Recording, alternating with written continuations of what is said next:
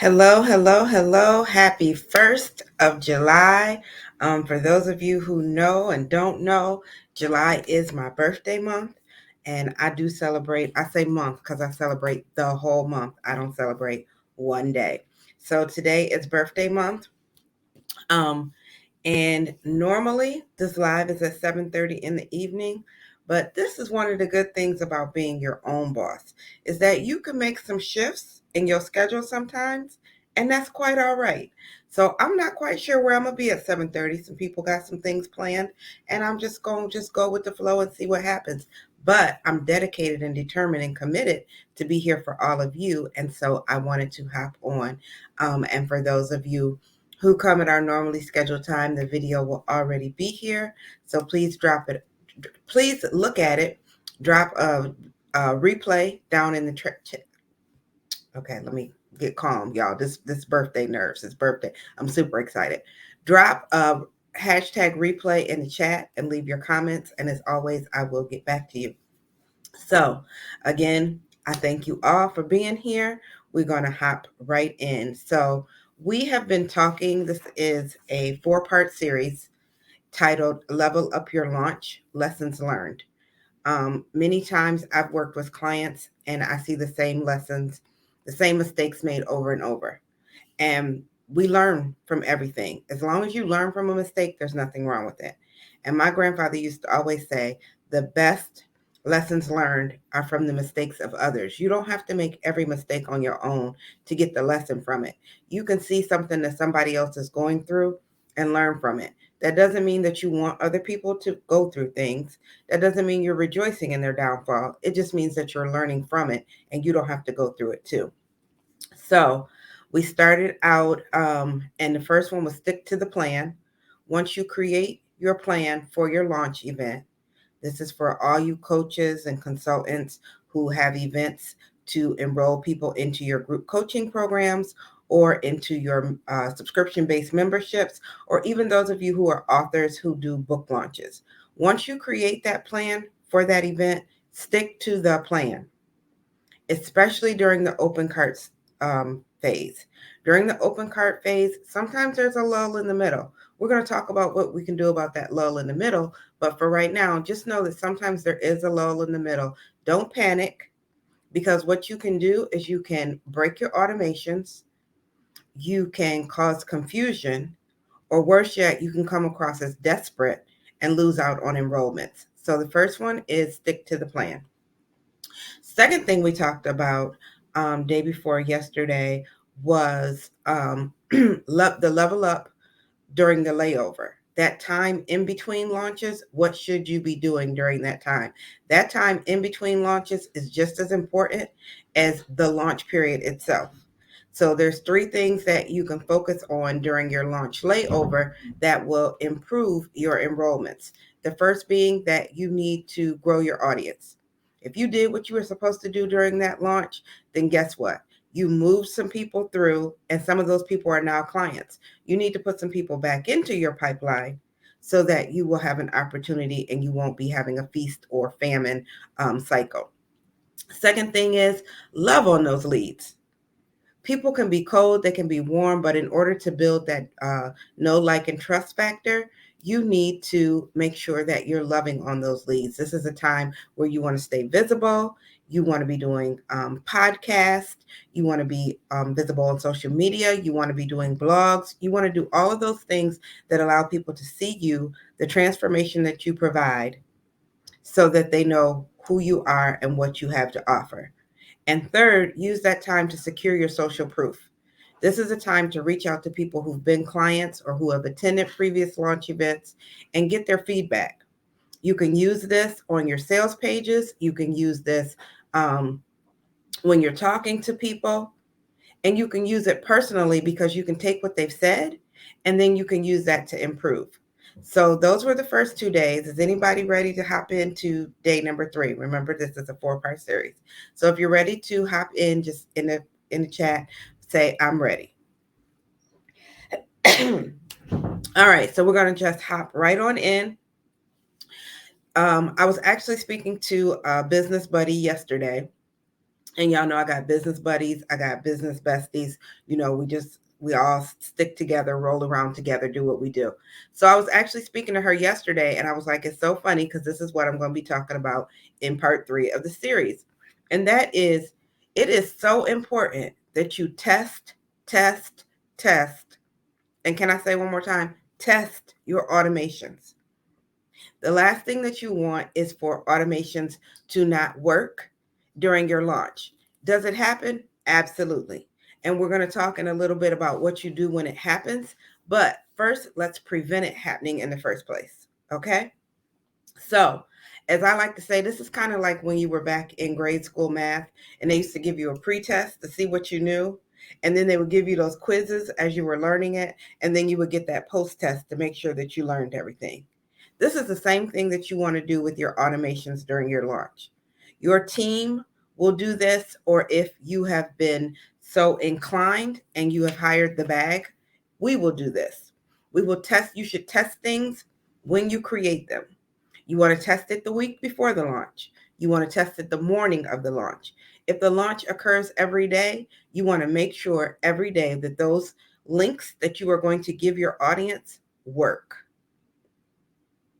It's very, very, very, very critical that you do, because the saying is true. If it can go wrong, it will go wrong sometimes. Technology has a mind of its own. It does what it wants to do. The smallest shift in the wind can cause it to go a little wicky wacky. But when you stay on top of it and you do all that you can, trust and believe it will do what it's supposed to do. It is an inanimate object, and we do have some control over it. But like I said, sometimes things do go awry. For me, with my first back end in a weekend, I had given direction to my team, and 2 people pushed the button at the same time.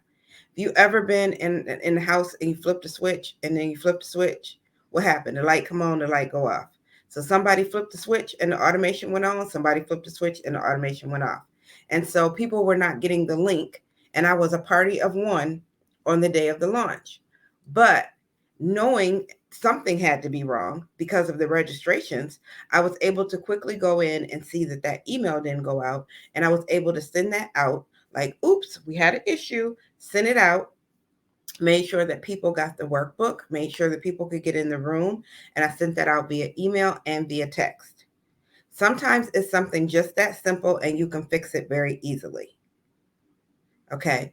For the people who then thought, oh, she's not having it and they didn't show up, I just had a conversation with them and moved them to the next one, which is going to be in July. As a matter of fact, it is next weekend.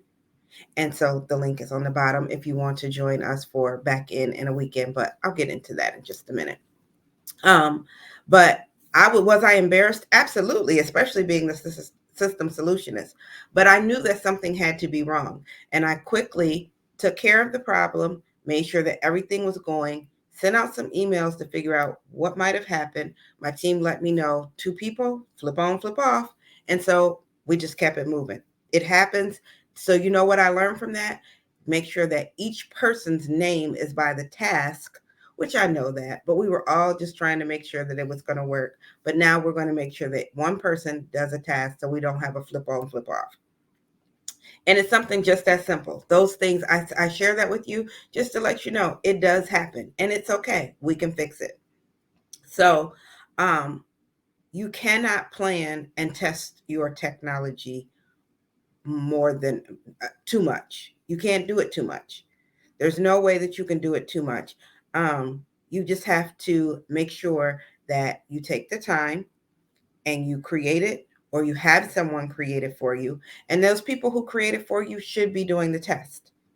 Like I said, when my team goes out and works with someone, we test it at the time that we create it, we test it the week before, and we test it the morning of. Each morning of, if you're having a launch event, because things can happen in the middle of the night.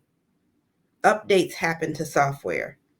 Power can go out. Different things can happen. And so you need to be prepared and make sure that you can catch those in advance as quickly as possible. So that's our third one.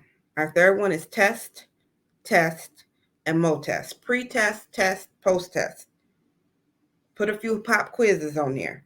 Make sure that your systems are always working.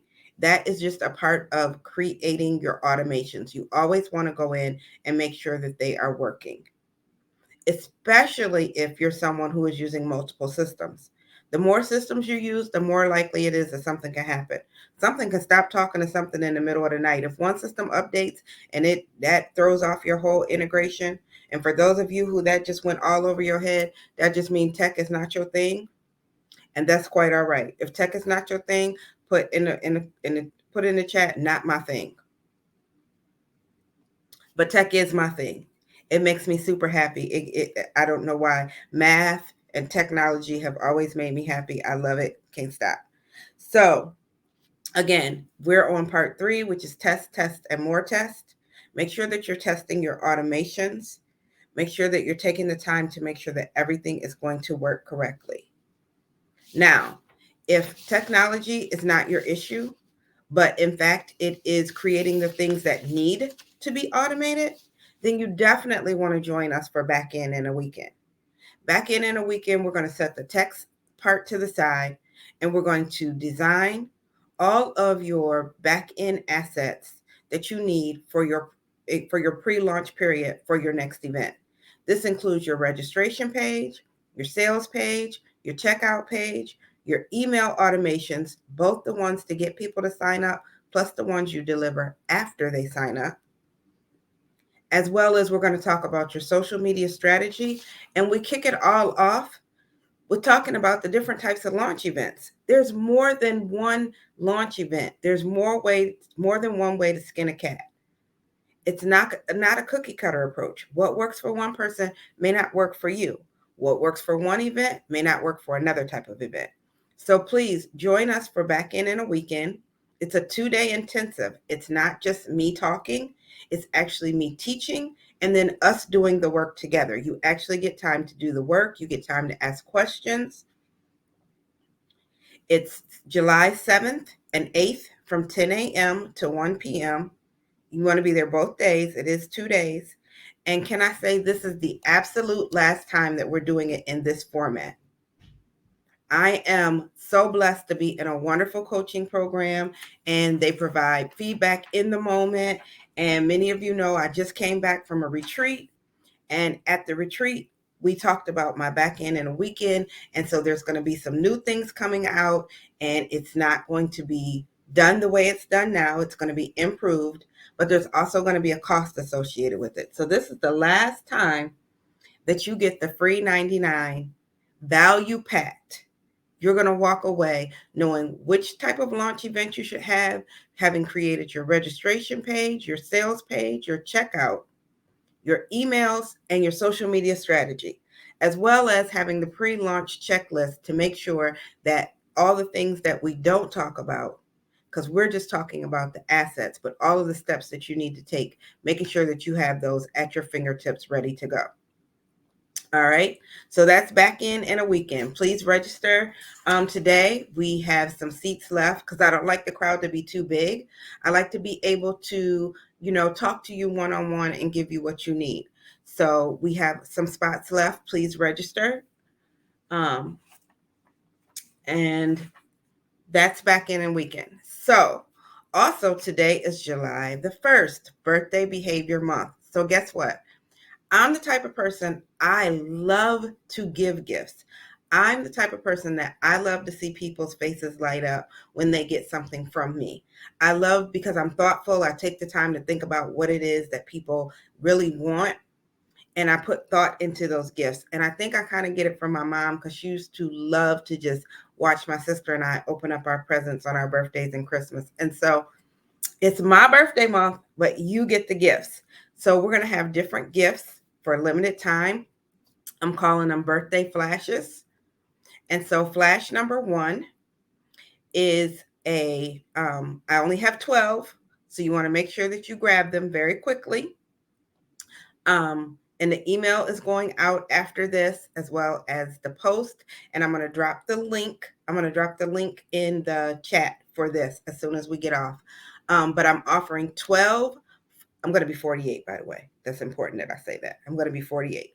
So, and I'm not ashamed of my age. One, because you have two choices in life. You can get older or you can leave.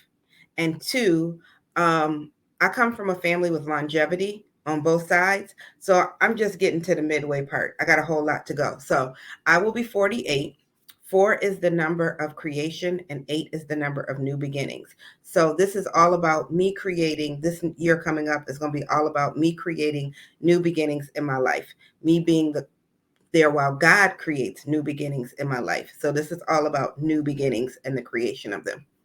But 4 seemed like it wasn't quite enough. 8 seemed like it wasn't quite enough. So I added the two together, and I'm going to offer 12, 4 plus 8, 12 48-minute, see, keeping that 48 thing, no, 48-minute one-on-one strategy sessions where we can talk about any one thing in your business that you want to automate, any one thing in your business where you want to put some systems in place, any one thing in your business where you're not sure which direction to go next, and you need to figure out how to make things work easier on your back end. How can you streamline?